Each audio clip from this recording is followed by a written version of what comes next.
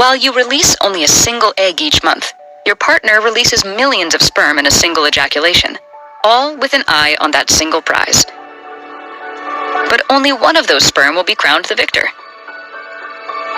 As soon as one lucky sperm cell succeeds in penetrating the egg immediately undergoes a chemical reaction that prevents other sperm cells from following suit. Then, the chromosomes carried by the sperm and egg come together, and the egg is officially fertilized. The fertilized egg then begins a rapid descent to the uterus. Over the next 7 days, the human embryo undergoes multiple cell divisions in a process called mitosis. At the end of this transition period, the embryo becomes a mass of very organized cells, called a blastocyst. Once the embryo reaches the blastocyst stage, approximately 5 to 6 days after fertilization, it breaks out of its protective covering and begins the process of implantation in the uterus.